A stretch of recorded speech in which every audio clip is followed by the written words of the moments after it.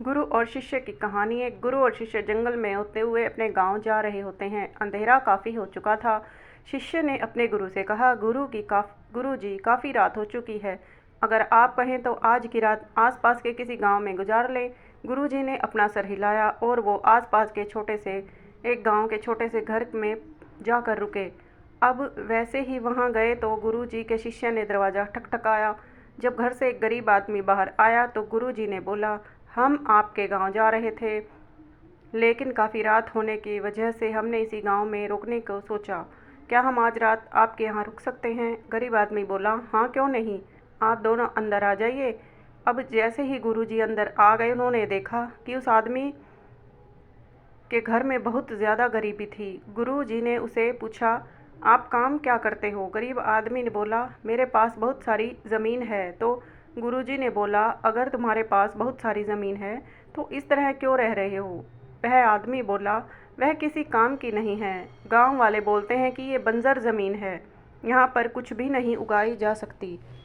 वहाँ फसल उगाना बहुत बड़ी बेवकूफ़ी है।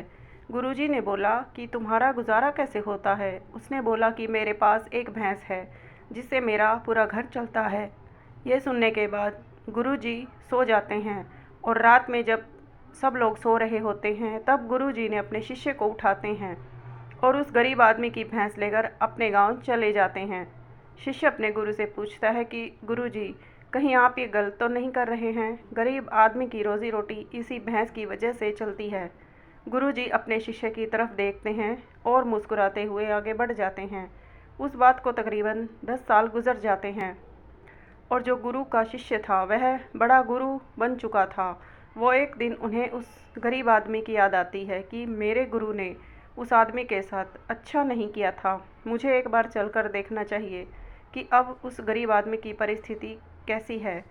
वह शिष्य उस गांव की तरफ जाता है और वहां जैसे ही पहुंचता है तो वह देखता है कि जहां पर उस गरीब आदमी का झोपड़ा था वहां पर एक बड़ा आलीशान महल बन चुका था और उस झोपड़ी के बाहर जो बंजर ज़मीन थी उस पर फल और फूलों के बगीचे थे।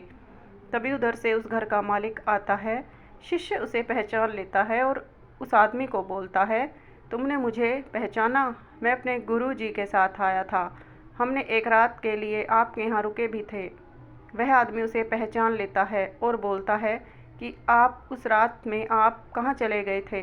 और रात के बाद ही मेरी भैंस कहीं चली गई थी। मेरे पास कोई रास्ता नहीं था तो मैंने अपने ज़मीन पर मेहनत की और फसल निकल आई और आज मैं इस गांव का सबसे बड़ा और सबसे अमीर आदमी बन चुका हूँ। ये सुनने के बाद शिष्य की आंखों में आंसू आ जाते हैं और उसे ये बात समझ आ गई और वो रोने लगा।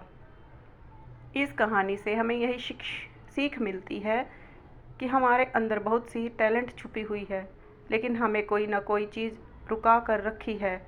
वो आपके फैमिली वाले भी हो सकते हैं, आपको जॉब भी हो सकती है, कुछ और भी हो सकता है। देखिए, आपके पास भी भैंस की जैसी कोई दूसरी चीज़ तो नहीं है जिसने आपको आगे बढ़ने से रोक रखा है। फ्रेंड्स, कहानी पसंद आए तो लाइक, शेयर और सब्सक्राइब करना ना भूलें। धन्यवाद।